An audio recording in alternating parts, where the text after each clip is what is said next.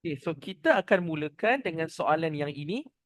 Diberi dua gambar raja jenis pemadam api. So, ini standard untuk soalan bab 1. Tak, pemadam api disuruh awak terangkan cara pelupusan sisa buangan, sisa biologi, ataupun satu lagi dia boleh tanya untuk bab 1, alat apa yang awak perlu pakai ataupun peralatan lah, kita kata peralatan di dalam makmal. Ini basic standard soalan yang biasa ditanya di dalam kertas 1, bahagian B ataupun bahagian C. Ini lebih kepada bacaan sahaja. Alright? Okay. So, dalam gambar ni, kita diberi dua jenis pemadam api. Yang pertama, pemadam api jenis karbon dioksida. Dan gambar yang kedua ni, pemadam api jenis buih. So, awak ada dua pemadam api yang berbeza. Okay. Kemudian soalan pun tanya, ini basic, soalan standard. Wajarkan pada pendapat anda, jenis pemadam api yang manakah sesuai untuk memadam kebakaran yang disebabkan oleh litar pintas? Okey. Sebelum awak nak jawab soalan macam ni, pada pendapat anda, wajarkan. Benda pertama, awak kena selalu ingat, kalau soalan wajarkan jawapan, wajarkan jawapan ni, dia sebenarnya awak kena beri pendapat, tetapi pendapat tu mestilah berkaitan dengan konsep apa yang awak dah pun belajar. Dan kadang-kadang kita kena pakai logik fikiran kita. Okey, itu untuk soalan wajarkan. Okey, dan wajarkan ni bergantung kepada alasan awak. Dia boleh jadi contoh. Contoh. Ya, saya setuju kerana apa-apa-apa point dia. Saya tidak setuju kerana apa-apa-apa point dia. Okey. Untuk soalan yang ini, dia bukan minta awak wajarkan dalam bentuk ya atau tidak. Tapi dia minta awak pilih dulu. Okey, markah pertama awak kena pilih dulu. Karbon dioksida, pemadam api jenis karbon dioksida ataupun buih. So, itu yang pertama. Dan langkah yang kedua, kenal pasti pula. Apa situasi dia? Awak nak guna untuk bakar, untuk padamkan kebakaran jenis apa? So dalam kes ni, dikata untuk memadam kebakaran yang disebabkan oleh litar pintas. Dibagi dua pilihan je.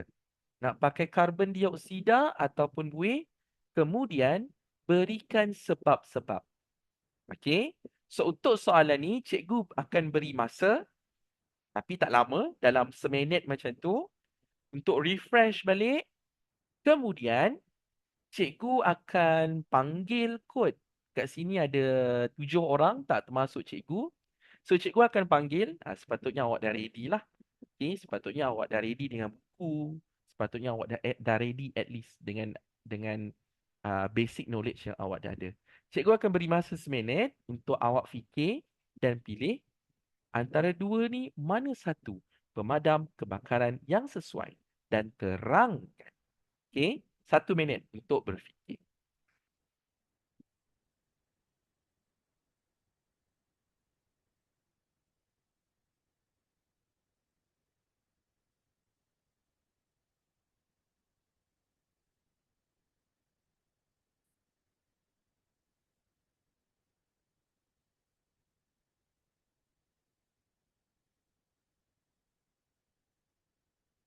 Okey? 1 minit tu tak lama pun. So, cikgu akan panggil secara random. Untuk soalan yang ini, cikgu akan minta, awak boleh type jawapan. Yang lain pun sama juga. Kalau awak nak share jawapan, boleh. Yang penting cuba. Mencuba itu lebih baik daripada awak tak buat langsung. Alright? Okay. Cikgu akan minta untuk soalan ni, cikgu akan panggil Naufal. Alright? So Naufal boleh nyatakan jawapan, awak pilih pemadam api yang mana dan berikan sebab. Boleh type ataupun awak boleh unmute microphone. Ikut uh, mana satu yang awak rasa sesuai. Okay? Pemadam kebakaran jenis yang mana satu yang sesuai digunakan untuk memadam kebakaran disebabkan oleh litar pintas. Short circuit. Awak nak pakai yang mana? Karbon dioksida ke? Ataupun buih? No, going to Naufal untuk soalan ni. Silakan Cik Naufal terangkan, jelaskan jawapan anda. Pilih dulu. Yang pertama pilih dulu. At least dapat satu markah kalau awak pilih untuk soalan ni. Okay? Ha. Yang lain kalau nak tolong pun boleh juga. Sebab yang periksa nanti awak bukan cikgu. Okay, so awak kena tahulah cara nak menjawab soalan tu. Okay. Karbon dioksida kerana karbon dioksida satu markah boleh memadamkan jenis kebakaran elektrik, gas dan wap. Okey. Boleh dapat 2 markah. Okey. Untuk jawapan Naufal tadi, terima kasih Naufal, awak akan dapat 2 markah. Satu untuk pilih, satu lagi untuk sebab. Tapi soalan ni 4 markah. Okey. Kalau 4 markah, takkan awak nak bagi satu pilihan dengan satu sebab je. Okey. Kenalah fikir lebih sedikit. Okey. So, cikgu akan tuliskan dulu jawapan Naufal tadi. Naufal pilih karbon dioksida, betul. Satu markah. Okey. Lepas tu markah yang kedua, Naufal kata boleh digunakan untuk memadamkan kebakaran jenis elektrik sebab litar pintas. Maksudnya dia berkaitan dengan elektrik. Okey. Iman tidak mengalirkan arus elektrik. Okey, betul, bagus. Dah 3 markah dah. Okey, so cikgu tulis kat sini point yang kedua tadi. Boleh digunakan, cikgu guna bahasa mudah dalam periksa, gunalah ayat yang proper sedikit. Okey, guna untuk kebakaran jenis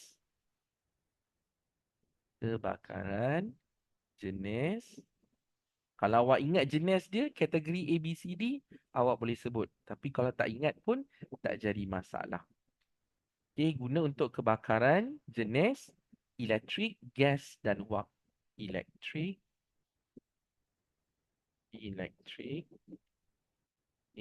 gas dan wap. Ini markah yang kedua. Dan markah ketiga tadi daripada Iman, tidak mengalirkan arus elektrik. Karbon dioksida tidak mengalirkan arus elektrik. Betul? Tidak mengalirkan arus elektrik. Tidak mengalirkan arus elektrik.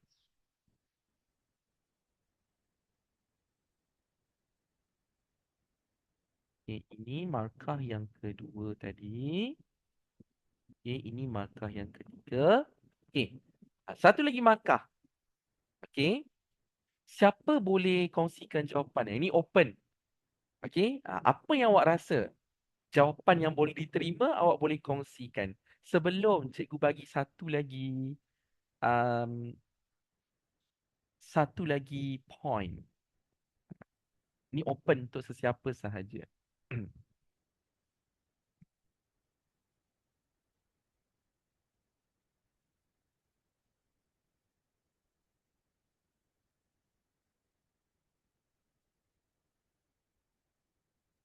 Okay.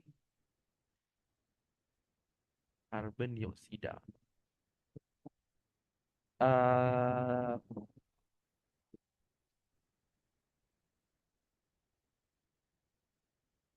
Okay. Satu lagi, tak apa. Satu lagi ni cikgu bagi.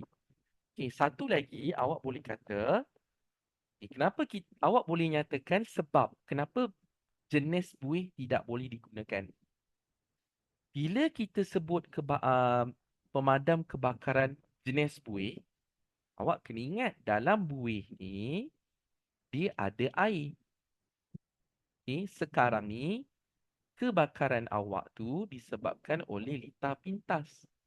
Litar pintas maksudnya ada elektrik. So logiknya, kalau awak pakai pemadam kebakaran jenis buih, dia tak akan terpadam. Dia akan jadi lagi marak. Okay, sebab di dalam pemadam kebakaran buih tu dia ada air. Okay, so mungkin poin yang keempat awak boleh nyatakan kenapa awak tak pilih buih. Okay, pemadam kebakaran jenis buih. Okay, so cikgu tulis dekat sini. Pemadam kebakaran jenis buih. Pemadam kebakaran jenis buih. Pemadam kebakaran jenis buih. Cikgu guna bahasa yang mudah mengandungi air yang tidak sesuai. Kalau awak tak ingat, awak sebut je tidak sesuai untuk kebakaran litar pintas. Sebab ada elektrik. Kan awak tahu kalau ada elektrik, ada air, boleh berlaku renjatan. Untuk kebakaran, ini panjang sikit untuk kebakaran litar pintas. Sebabnya dia boleh menyebabkan renjatan, risiko renjatan elektrik, atau awak sebut je kebakaran tu akan jadi lebih marak. Okey, bagus. Terima kasih. Risiko renjatan. Okey. Dapatlah 4 markah dekat situ. Tak dapat 4 pun dapat 3, at least kena dapat 3 lah. Okay. So, bagus. Terima kasih tadi Naufal dengan Iman sebab sudi berkongsi jawapan. Okay. So, inilah jawapan untuk bahagian kertas 2 ya. Ingat markah pertama, pilih. Untuk soalan ni awak tak boleh sebut ya atau tidak. Sebab ini adalah dibagi awak pilihan. Okay, awak nak pilih karbon dioksida ke awak nak pilih buih? So, 1 markah untuk pilihan. 3 lagi markah untuk sebab. Kenapa awak pilih yang itu? Okey. So sebab dia sesuai untuk kebakaran jenis elektrik, litar pintas, berkaitan dengan elektrik. Okay. Tidak mengalirkan arus elektrik, karbon dioksida tidak mengalirkan arus elektrik. Dan yang ketiga, pemadam kebakaran jenis buih, mengandungi air yang tidak sesuai untuk kebakaran jenis litar pintas. Kebakaran litar pintas. Okey. Dapatlah 4 markah. Settle untuk bahagian yang ini. Cikgu rasa bab 1 dia tak ada isu sangat. Okey, bab 1, bab 2 dia tak ada isu. Dia lebih kepada bacaan sebenarnya. Tinggal lagi awak ingat dengan tak ingat. Okey. Alright, so settle untuk soalan yang ini. Kita lompat pergi kepada soalan ini 12. Abaikan nombor tu. Okey, ini bab 4. A, B, C, D. Oh, kita ada 4 soalan. Okey. Kita mulakan dengan soalan 12A. Nyatakan maksud teknologi hijau. Okey, 2 markah. Alright. Untuk soalan 12A ni, macam biasa cikgu akan panggil. Okay, 12A cikgu nak minta Akilah. Okay, calling for Akilah. Okay, boleh Akilah kongsikan apa yang Akilah faham atau tahu tentang teknologi hijau ataupun maksud dia. Apa benda teknologi hijau ni? Guna bahasa mudah dulu pun tak apa. Tak ada isu. Okay. Take your time. Once ready, boleh share. Type boleh, unmute pun boleh. Tak jadi masalah. Panjang sikit jawapan dia.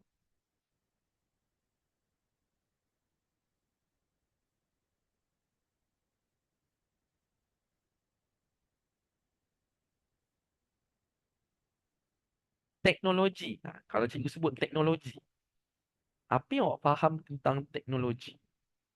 Teknologi itu apa? Handphone, smartphone, apa lagi laptop, tablet, AI. Itu semua teknologi lah. Tapi apa sebenarnya ayat yang kita nak guna untuk teknologi ni? Ha, Jangan tahu pakai je tapi tak tahu maksud. Yang lain pun boleh kongsikan jawapan juga.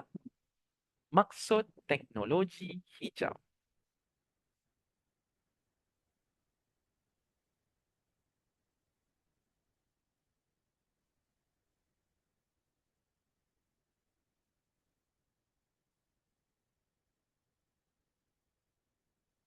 Ambil masa dulu. Jangan ambil masa lama sangat. Kita banyak soalan nak cover ni.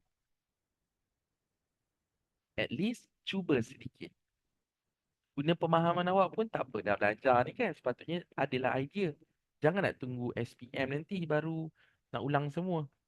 Pening oh. Okay. Mulakan dengan teknologi dulu. Apa yang awak faham tentang teknologi? Dia ada satu, dua, tiga, empat.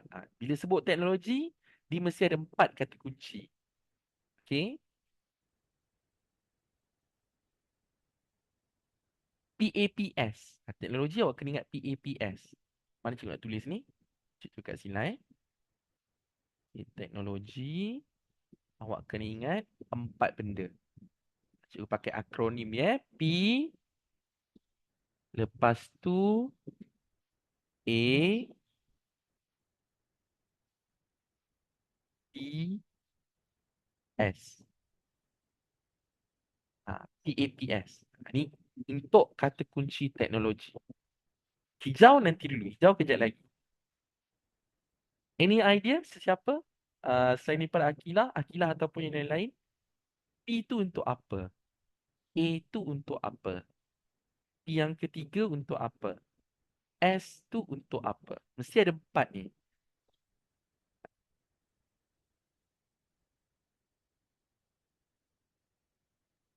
Okey. Sini. Pengembangan penerapan produk. Kata kunci. Ya, betul. Cikgu nampak kata kunci produk. Okey. Pengembangan penerapan produk. Ya, boleh diterima. Okey. So, P pertama ni awak boleh tulis uh, produk ataupun cikgu pakai produk ni yang ketiga sebenarnya. Okey, tak apa. Yang pertama ni sebenarnya adalah pembangunan. Okey, pembangunan. Produk tadi cikgu boleh letak dekat P ataupun A.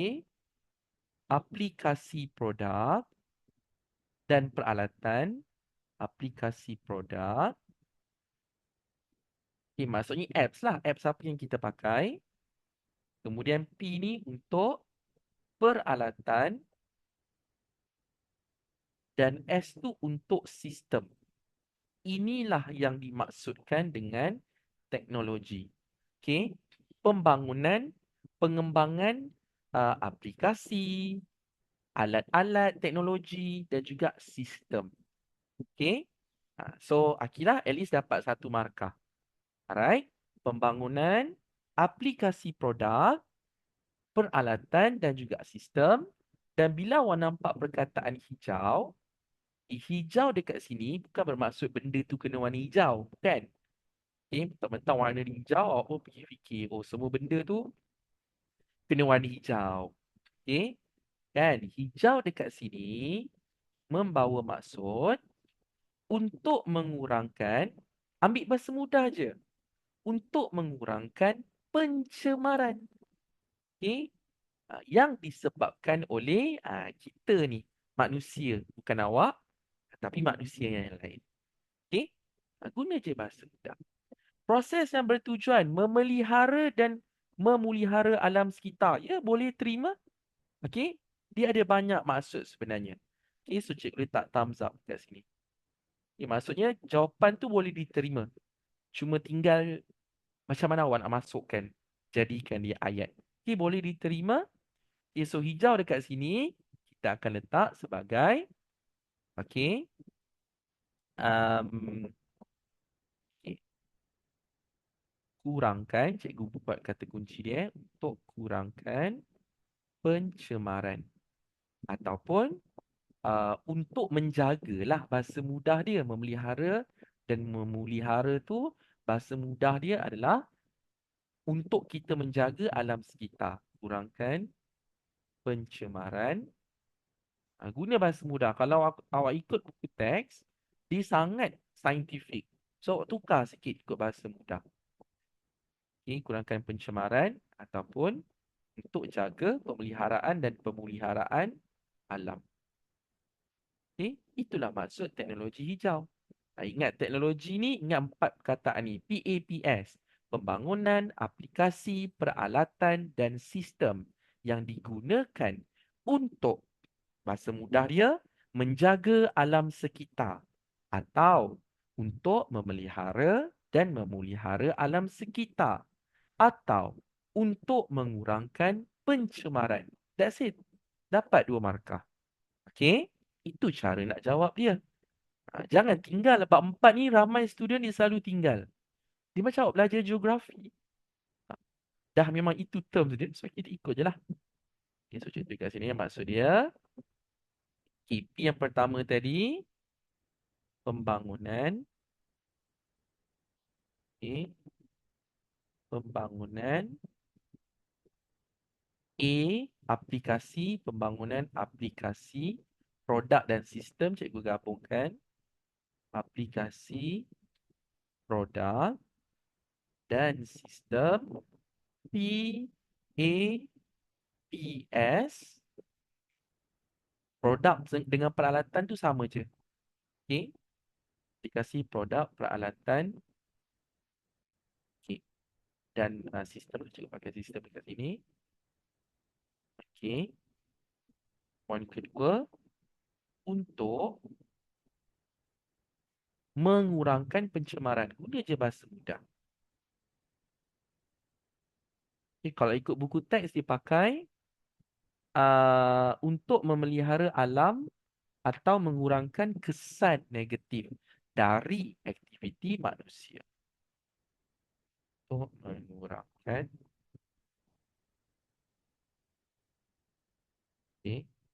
pencemaran yang berpunca dari manusia.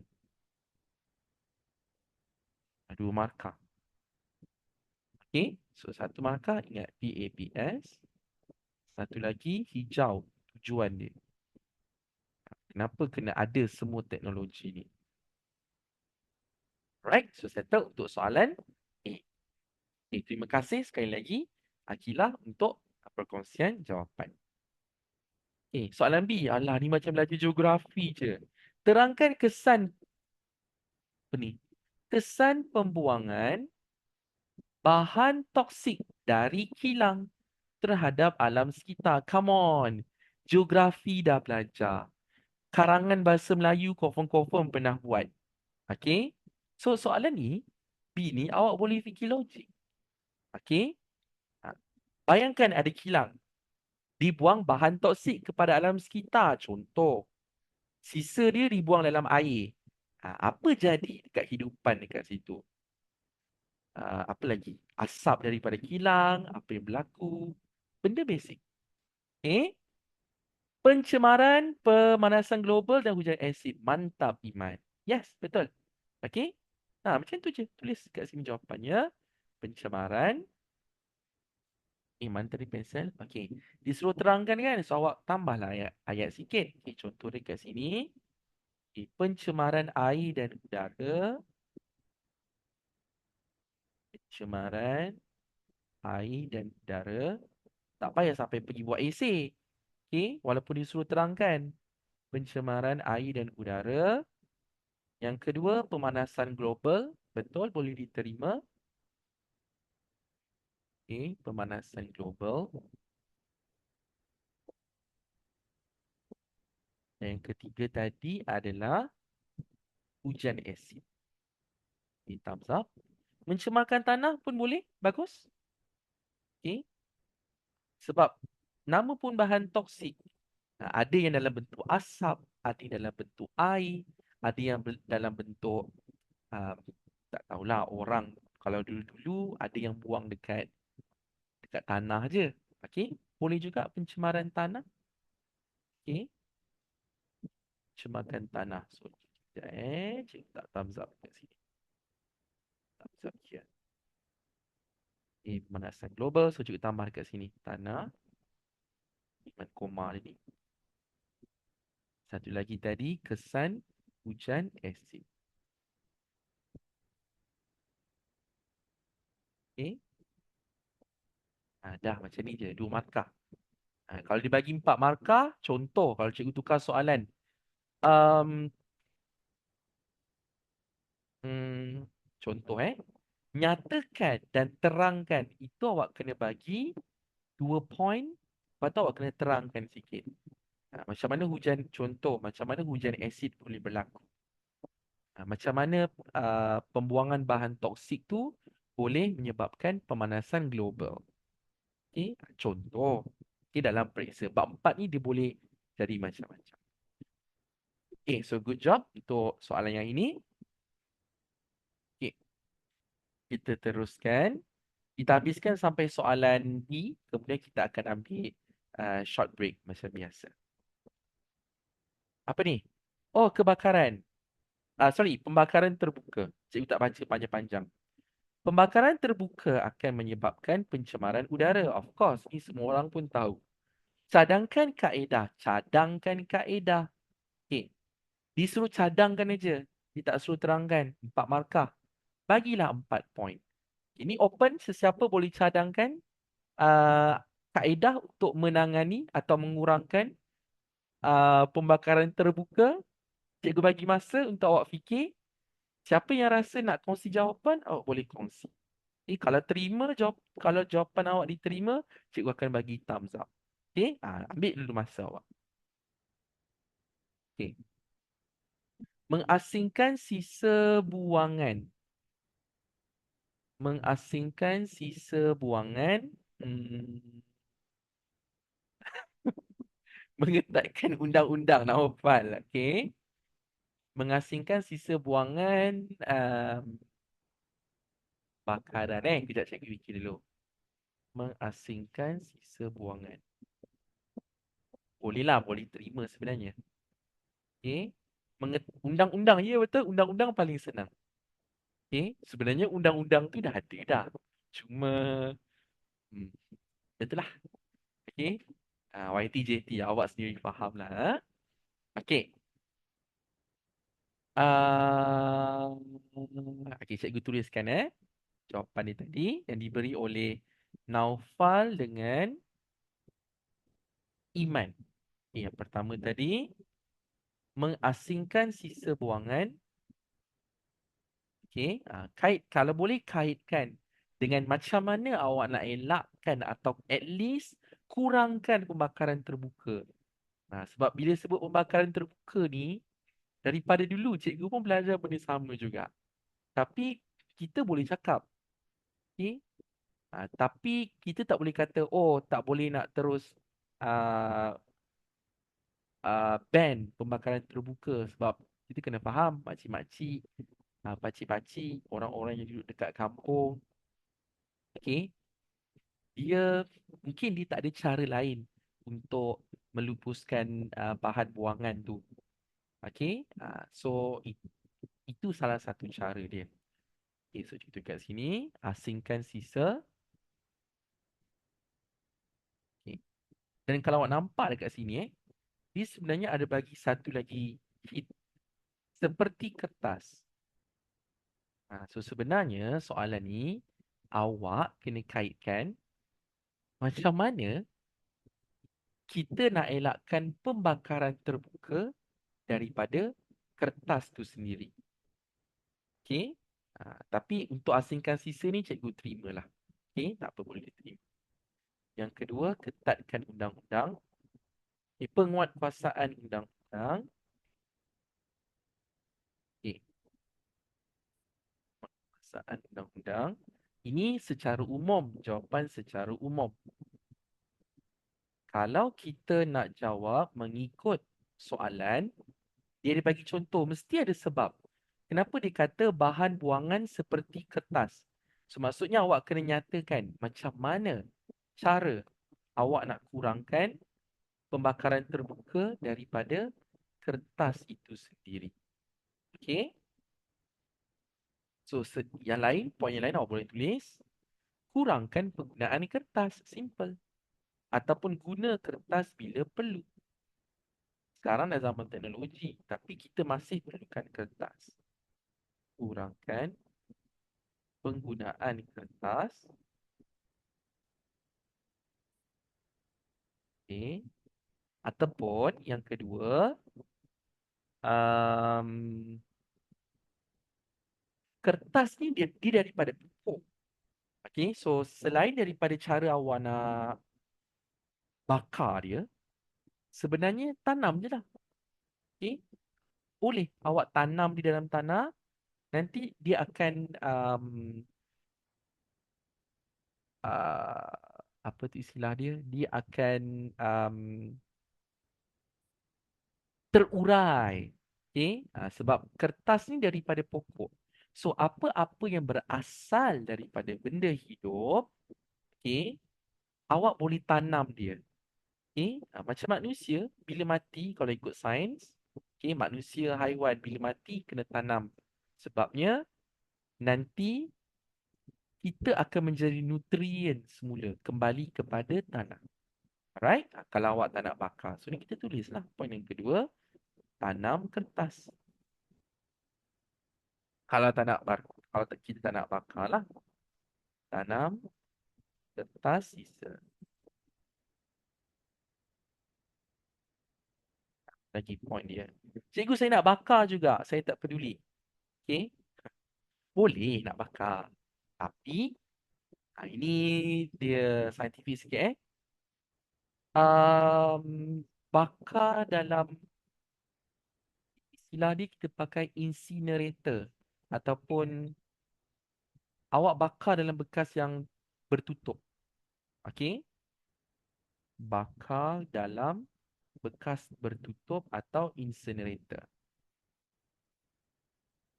Okey, bakar dalam incinerator atau bekas yang bertutup. Jadi kalau orang zaman dulu, macam kita nak lupuskan, lebih kurang macam awak nak lupuskan, contoh awak ada helaian Al-Quran, itu kan daripada kertas. Macam mana cara awak nak lupuskan? Takkan awak nak buang macam tu je. Kita takkan awak nak bakar macam tu je. So, cik, cara yang proper sepatutnya, bakar dalam bekas bertutup, nanti abu tu baru awak buang dekat laut ke ataupun tanam dalam tanah ke. Itu tak menjadi masalah. Sebab kita tak nak asap daripada pembakaran tu dibebaskan. Okay? Bakar dalam incinerator atau bekas bertutup. Jangan bakar dalam bekas plastik pula, agak-agak lah. Okay? Satu, dua, tiga sikit. Satu lagi point cikgu akan bagi. Um, senang. Kita semula kertas. Simple. Kertas.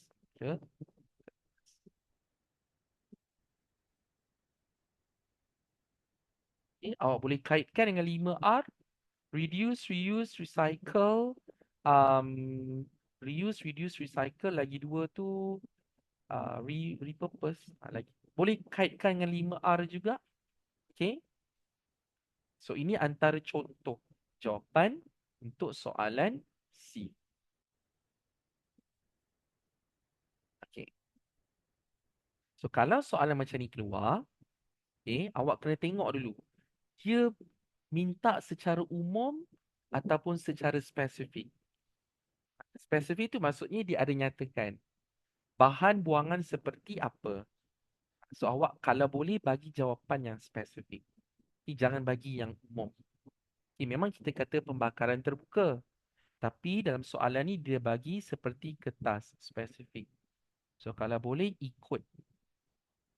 Macam awak fikir logik. Macam mana kita nak lupuskan bahan yang diberi. Alright? Bab 4 ni sebenarnya senang dapat markah. Tak susah mana pun. Dan soalan yang terakhir sebelum kita take 5. Aha. kereta elektrik.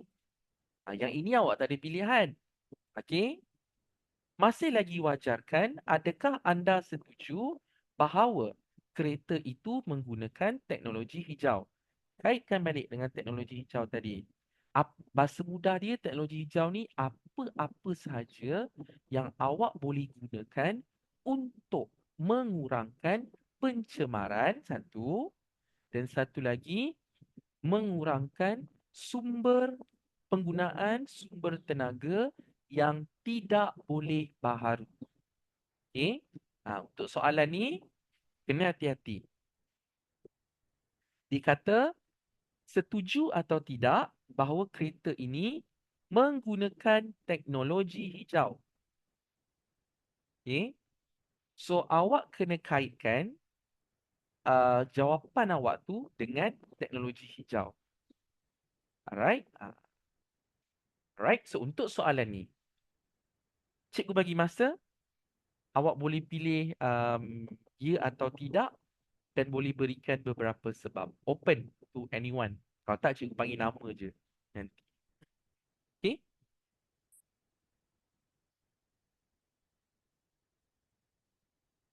Menjimatkan penggunaan bahan api bio. Okay, ya, sebab kita guna elektrik kan. So kita tak akan pakai bukan bahan api bio sebenarnya. Bahan bahan api fosil. Petroleum, diesel tu semua daripada fosil. Okay, so boleh diterima. Okay. Ni 4 markah. So satu, kena sebut setuju atau tidak. Lepas tu lagi 3 tu awak bagi point. Kedua, tidak melepaskan asap yang mencemarkan udara. Ya, betul? Okey. Dia memang ada asap. Takkan tak ada asap kan? Cuma beza dia, asap dia tu bukannya yang jenis mencemarkan. Okey. So boleh diterima. Terima kasih Akilah dengan Iman. Okay, so dekat sini cikgu tulis jawapan dia ya. Lebih berat kepada ya lah untuk soalan ni. Kerana menjimatkan ataupun awak boleh tulis tidak menggunakan sumber bahan api fosil. Okay, mesra alam boleh? Okay, terima juga. Guna yang simple-simple je. Okay, mana ink tak keluar ni?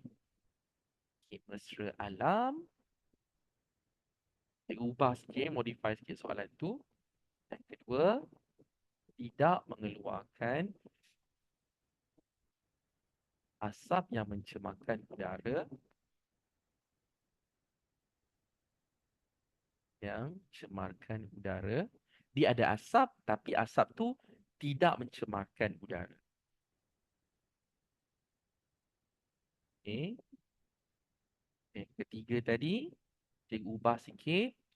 Tidak menggunakan bahan api fosil ataupun bahan sumber tenaga yang tidak boleh diperbaharui. Tidak menggunakan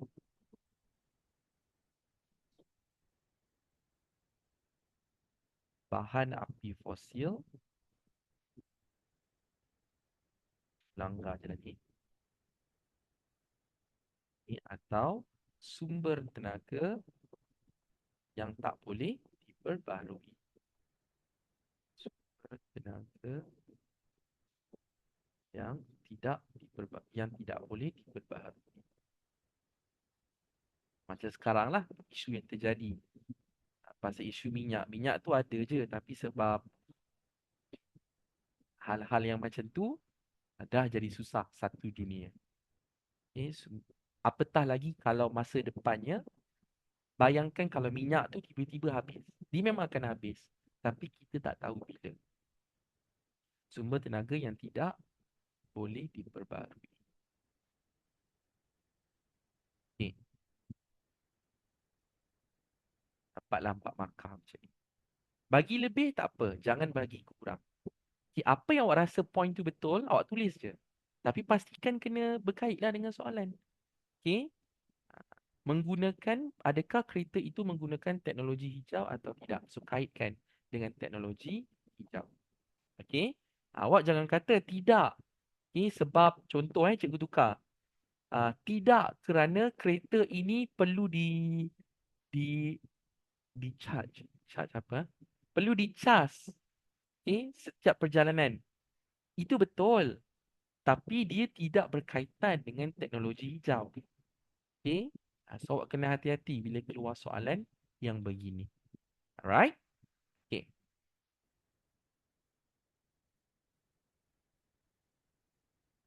Okay, satu lagi, cikgu tambah. Tak payahlah, cukuplah ni 4. Okay, so settle untuk soalan yang ini.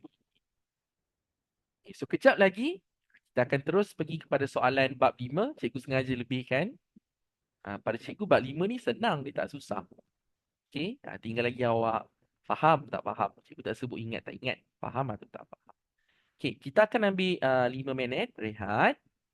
Pukul 9.55, 9.56 kita akan sambung balik.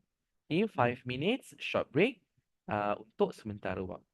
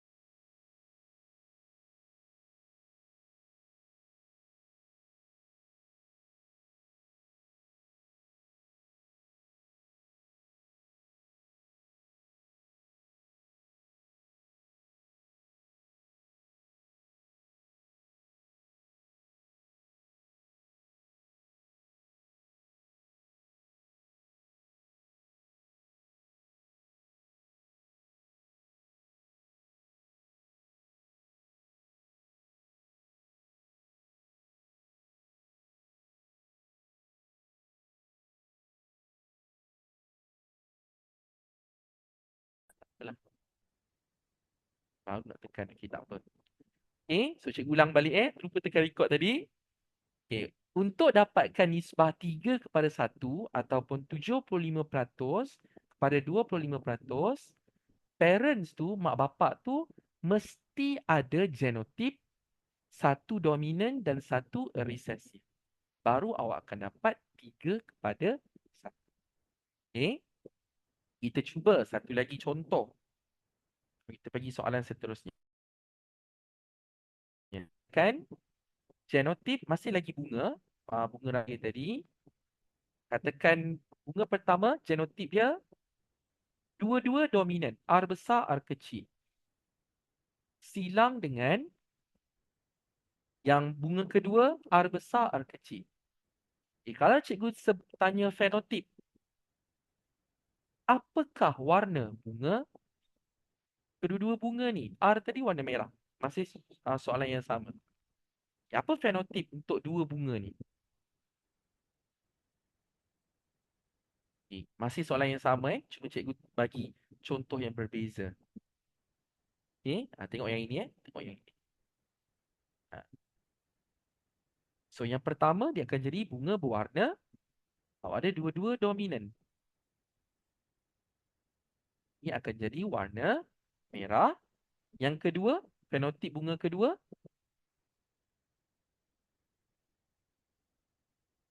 dia akan jadi warna merah ke putih. Warna merah juga. Cuma beza dia adalah dia ada resesif. Tapi resesif tu dia tak tunjukkan ciri dia. So ni beza dia. Genotip mesti dalam huruf. Fenotip mesti dalam bentuk perkataan. Lepas tu pisahkan dia. Jadi gamet. Gamet tu maksudnya sperma bawa genotip apa, ovum bawa genotip apa. Pisahkan. Ini pun pisahkan juga. Lepas tu silang. Ingat pesan cikgu. Setiap kali silang, terus tulis. Jangan silang semua, baru tulis. Nanti awak yang pening. Buat yang pertama dulu. R besar, R besar. So yang pertama ni bunga warna apa? Genotip anak yang pertama ni. Fenotip dia warna betul merah. Tulis kat sini warna merah. Lepas tu sambung lagi. Anak yang kedua pula. R besar dengan R kecil. R besar dengan R kecil. Yang kedua warna merah juga. Sebab awak ada dominan. Itu merah juga. Yang ketiga. R besar dengan R besar. R besar dengan R besar. Merah juga yang ini. Merah juga. Ya, semua akan jadi merah. Dan akhir sekali, R besar, R kecil. Dia macam tu je. R besar, R kecil. Merah. Alright. So, yang ini nisbah dia akan jadi berapa? Kalau cikgu kata peratus, berapa peratus semuanya warna merah? Semuanya akan jadi 100%. 100%. Cukup dua example ni. At least awak faham. Genotip tu apa? Fenotip tu apa? Dominan tu apa? Resesif tu apa? Bila masa dominan keluar, bila masa resesif keluar. Cukup awak fahamkan yang itu dulu. Alright. Patah balik kepada soalan tadi. Pembahagian sel. Sekejap Tak nak, cikgu tak nak pergi pembahagian sel. Cikgu nak pergi yang soalan ini dulu. Ini dulu. Lebih kurang sama, tapi yang ini untuk penyakit. Sama je konsep dia. Apa-apa yang melibatkan raja skema pewarisan, konsep dia sama saja. Awak mesti ada dominan, awak mesti ada resesif. Cuma, untuk soalan ni, dia melibatkan jantina. Kalau lelaki, X dengan Y ni dia punya kromosom lah. Lelaki mesti kromosom X dan kromosom Y. Mak, ibu mesti ada kromosom X sahaja. Kromosom Y dia takkan bawa sebarang dominan atau resesif. Hanya kromosom X sahaja yang akan bawa yang akan menentukan sesuatu ciri itu sebenarnya. Ini dah senang sikit lah. Allah senangnya. Diberi X, B besar, dominan, normal. Maksudnya tak ada penyakit. X, B kecil, alen resesif yang buta warna. Dia pun suruh nyatakan genotip K. Genotip K. Ingat tadi genotip mesti huruf. Dia dah siapkan untuk awak. So apa jawapan dia untuk K ni?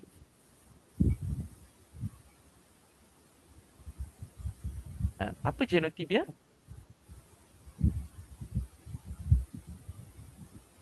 YXB ke XBY?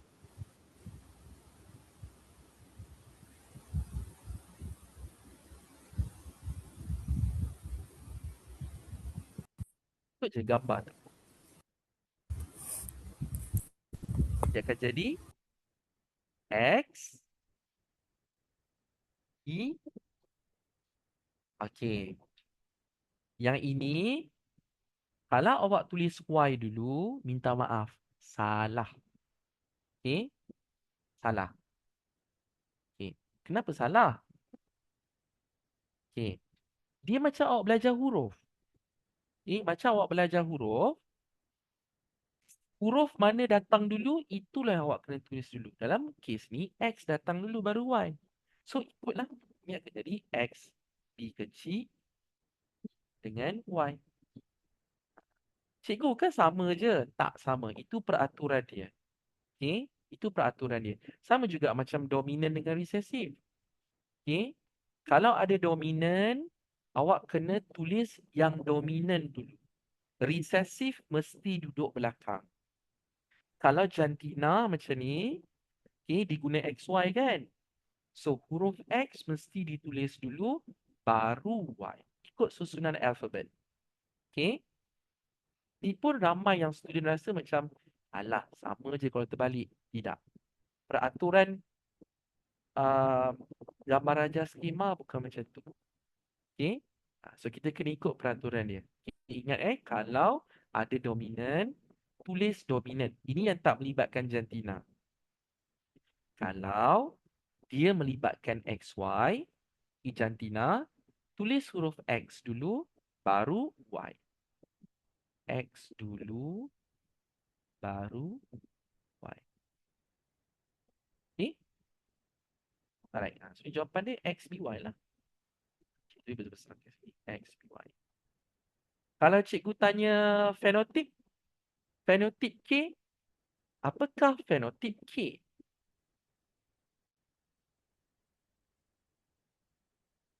Jantina, mulakan dengan jantina. Kalau cikgu tukar jadi fenotip. Apa jantina anak ni? X, B kecil, Y. Anak lelaki kan anak perempuan?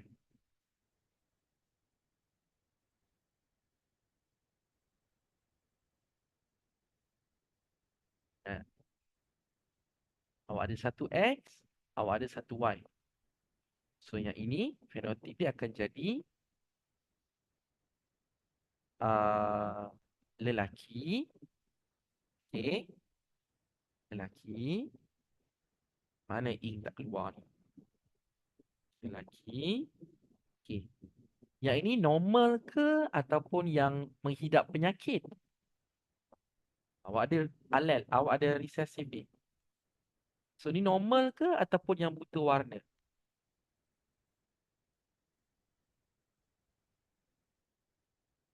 Lelaki. Lelaki. Ya, itulah fenotip dia. Anak lelaki yang buta warna. Lelaki buta warna. Contoh. Okay. Kalau awak dapat contoh tiba-tiba X B besar Y. Yang ini anak lelaki normal. Okay. Tentulah. Misalnya. Okay. Alright. Barang kalian mendapat anak perempuan pembawa. Okay. Soalan last. Satu. Nyatakan kebarang kalian dapat anak perempuan. Okay. Aku suka istilah ni. Bila awak nampak perkataan pembawa, apa yang awak faham tentang istilah pembawa? Ada sesiapa boleh kongsikan? Apa maksud pembawa tu? Dari segi dominan dengan resesif dia, macam mana?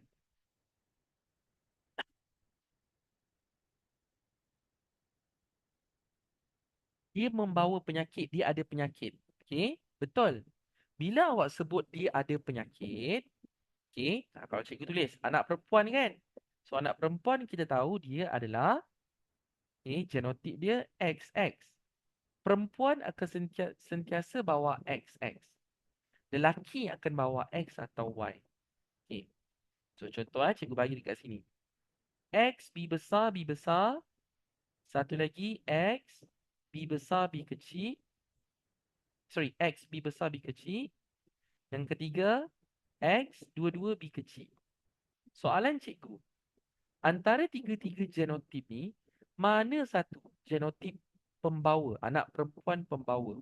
Satu, dua, tiga. Yang mana satu?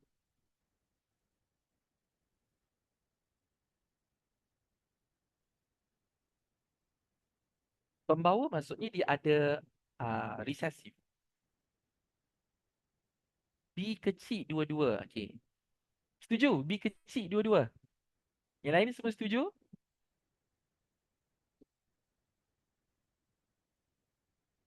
Okey. Setuju? B kecil dua-dua. Okey. Setuju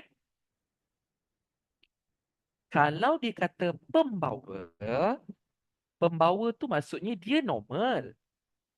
Tetapi dalam masa sama dia ada resesif. Cuma resesif tu tak tunjukkan ciri dia, dia bersembunyi. So untuk yang ini sebenarnya adalah ini dia punya genotip dia. B besar B kecil. Yang ini. Kalau awak kata dua-dua B kecil, dua-dua ni resesif. So ini adalah yang penghidap penyakit. Ini maksudnya yang sakit. Ini normal. Tapi pembawa. Okay. Alright. Yang atas ni dua-dua huruf besar. Ini adalah normal tanpa penyakit. Okay. Ini pun kena hati-hati juga. Okay. Kalau dikata normal, dua-dua dominan. Kalau dikata pembawa, maksudnya ada satu dominan. Yang ini satu dominan, satu resesif. Itu maksud pembawa. Okay. Maksudnya benda resesif tu bersembunyi dalam badan dia. Okay. Kalau awak kata penghidap, penghidap ni maksudnya yang ada penyakit tu, dan dia memang menderita penyakit tu, dua-dua adalah resesif. Okay. Jelas untuk istilah yang ini? Okay. Boleh? Jelas untuk yang ini? Okay. Saya cuba habiskan satu soalan ni. Okay. Dia kata anak perempuan pembawa. Ingat tadi anak perempuan pembawa, dua-dua X, cuma bezanya ada satu huruf besar, satu huruf kecil. Okay. Tengok balik. Yang atas ni. Anak perempuan. Anak perempuan. Okay, yang ini satu. Okay, yang ini dua. Dua je. Okay. Berapa nisbah dia ni? Okay.